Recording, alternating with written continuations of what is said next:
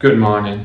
If you're struggling with why you do certain sessions to improve your marathon times, for example, you're copying a session done by others that you've seen on Strava, then I'm here to help with a classic, and that is LT2 or anaerobic threshold. Now, the reason I'm doing this session today is a slight change from my own training plan, which I write a blog on every week. It states what training sessions I'm going to do and why I'm doing them. And my original planned session was 5 sets of 2 kilometers with 2 minutes rest. But because I've been feeling a bit under the weather, I've decided to change that session to 10 sets of 1 kilometer with 200 meters jog recovery, which should take me around a minute to do that jog recovery. And the reason for that is to give my body a little bit more recovery between the sets and not put as much stress on it, just so then I can recover easier and get on with the rest of the training for the week. So how did I know that I needed to modify my training? Well, like I said, I've been feeling under the weather, and yesterday evening I just did not want to go out for a run at all. And if that's how I feel, it's normally an indicator that my body is telling me something, and I've learned to listen to that now. So for that reason, I didn't go out running at all, and now I'm modifying this training session. Now the training session I've got planned today is a classic LT2 training session.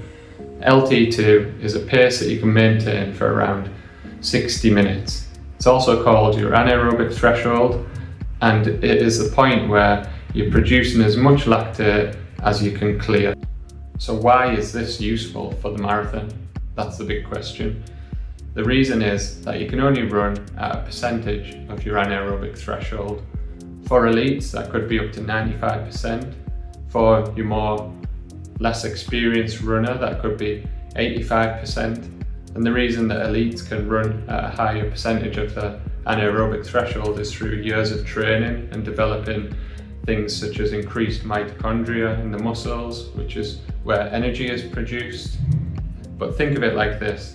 If you can increase even your anaerobic threshold, then you're going to be able to run at a faster pace in the marathon. So why do you want to break it down into 1 kilometer intervals, for example? Of course, you can break it down in different ways, but let's compare it to just doing a straight 10 kilometers. Well, the first reason is that it's physically and mentally very challenging to just run a straight 10 kilometers at that effort. And the other is that you're going to start delaying your recovery. It's going to take a lot longer to recover from that 10 kilometer straight doing the effort than just doing kilometer intervals with short rest. And as well, as we mentioned, the recovery is allowing you to clear some of that lactate, which when you're just doing a straight 10 kilometers, you won't be able to. So you're probably going to have to run at a slower pace to be able to hit that 10 kilometers.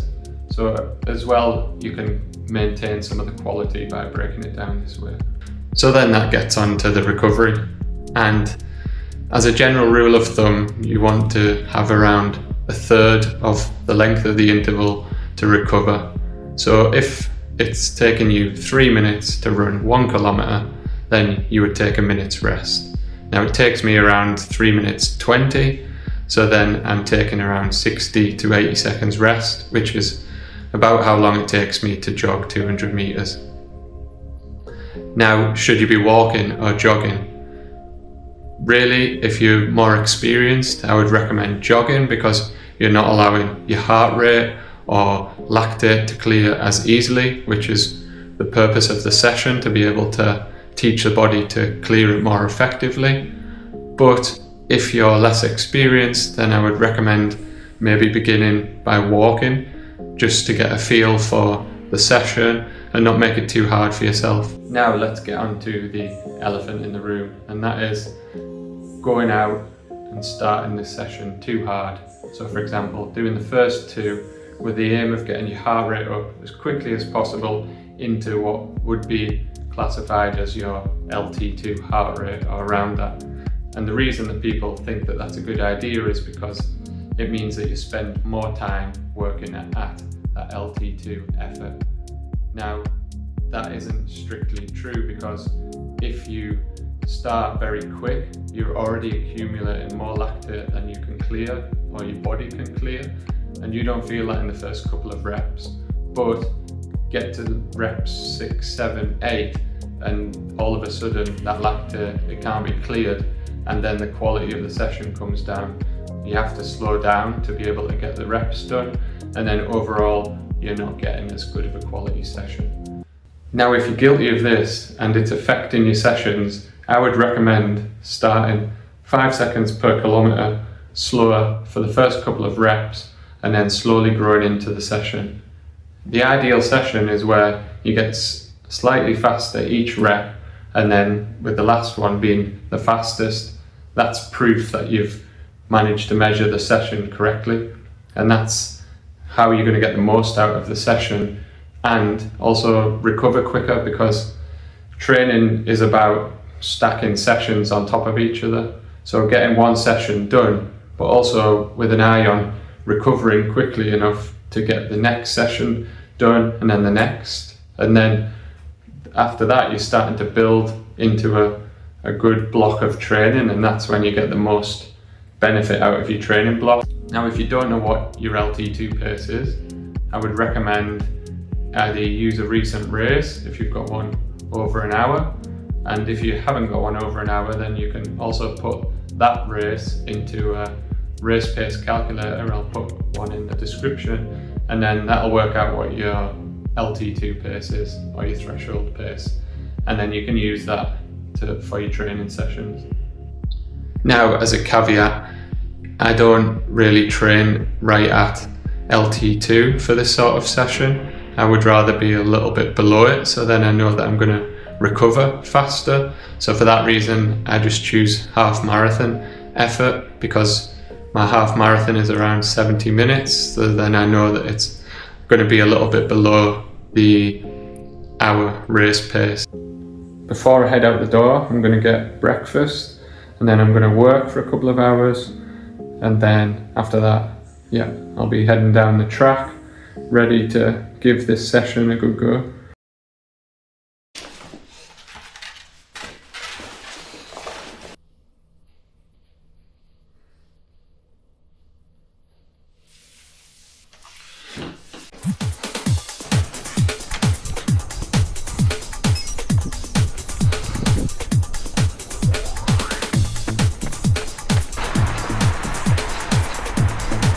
Running down to the track.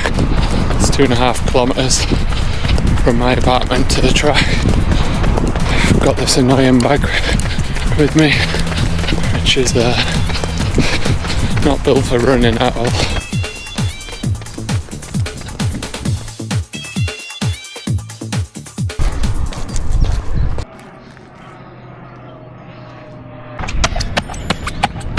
First, I'm going to get some warm-up done, because you don't want to get into an LT2 session without kind of priming the body and getting it ready. So what I'm going to do is some strides, drills, but I'll show you what I get up to.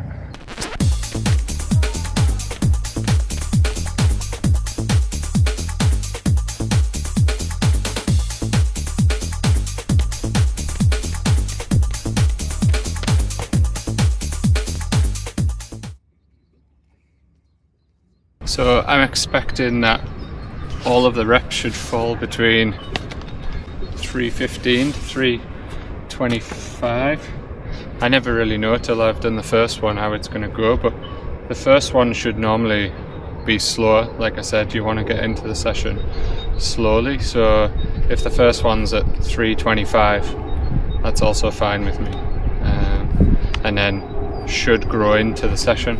What sometimes happens is that I can't really get much further than that, so then if I can't and if that feels right, then I just stay at that pace.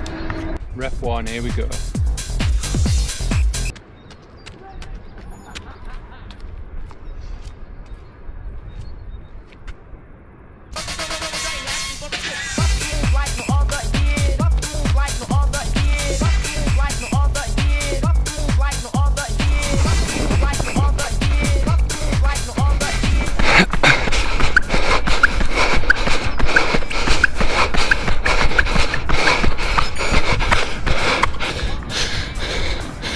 Rep 2 done.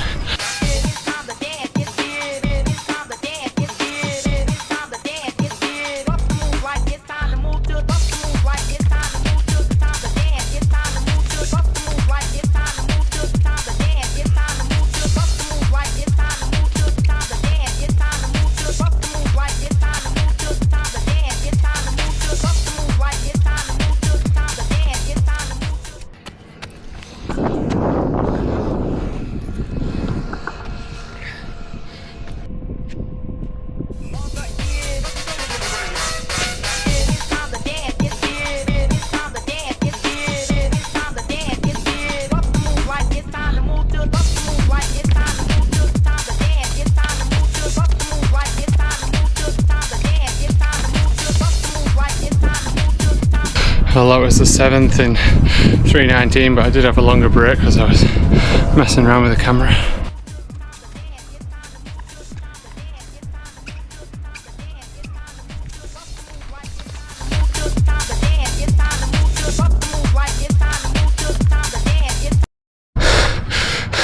Ten done.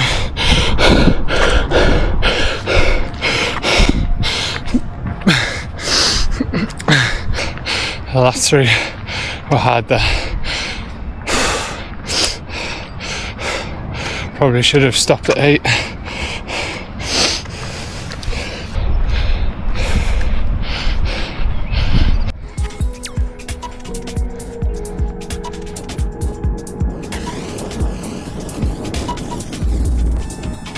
I'm not hanging around here for the debrief. We'll do it when we get back. It's too cold.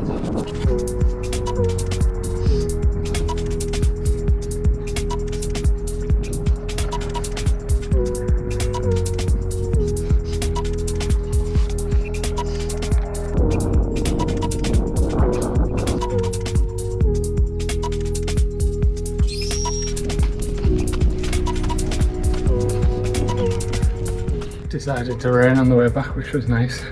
Gonna get in and get warm, and then let's break down the session. And we're back. Warm again. It's start of April, feels like February, but the session still got done. And let's take a look at how it went. This year, I've really started to focus on effort rather than numbers. So it's not usual for me to deep dive into the numbers that go with a session. I dial into what the feeling is like and whether I think I've put enough effort into the session. For this session, based on the fact I said I wasn't feeling so good, I think this was as good as it could have went. I think I managed to spread my energy out evenly over the session, and like I said before the start, I wanted to average between 315 and 325. And as it happened, it ended up being 320, with the first rep being 322 and the last one being 318. So gradually getting faster over the session, which is what you would want. As a tip, you want to be able to do 1 or 2 more reps at the end of the session. If that's not possible, then you've pushed it too hard. Slightly off topic, when I was in Kenya, I was talking to a professional athlete, Frank Futzler, and he gave me a good analogy of running. He said, when you start, you have nothing, you just go out and run. And then when you want to get better, you get a watch so you can monitor your pace. And then after that, you want more data, so you get a heart rate strap. So you start monitoring your heart rate with your pace. And then next thing, you want to know what your cadence is. And then maybe you even get up to doing lactate testing. And next thing, you're so controlling everything within your running that you lose the feeling of what it's like. And then you want to go back to just feeling out running. So then in theory, you want to just get rid of all of that and go back to how it was at the beginning. And I think it's a great analogy. Yes, it's good to dive into data, but feeling is powerful. Now, one thing I definitely could have done better is keeping the heart rate elevated. What happened between some of the reps is I was trying to change the position of the camera, or I was putting extra clothes back on because it was cold, like my gloves. I couldn't feel my fingers, so then it was taking me a while. I think one of the recoveries was nearly 3 minutes, and then the heart rate was getting too low, and you don't want that. What you can see is between some of them where I did it well, it just drops slightly. If we want to look at some of the numbers, then let's take a look at cadence and stride length. We want that to stay pretty consistent over the workout, or maybe slightly increase. And if we look at lap number 2, cadence and stride length is 182 and then 164. Now let's go all the way to the last, and that is then 184 and 165. So a slight increase. So in summary of the session, I would give it a good 8 out of 10, maybe even 9 out of 10 based on how I was feeling. I think I couldn't have really ran much faster. I spread out my energy well over the session.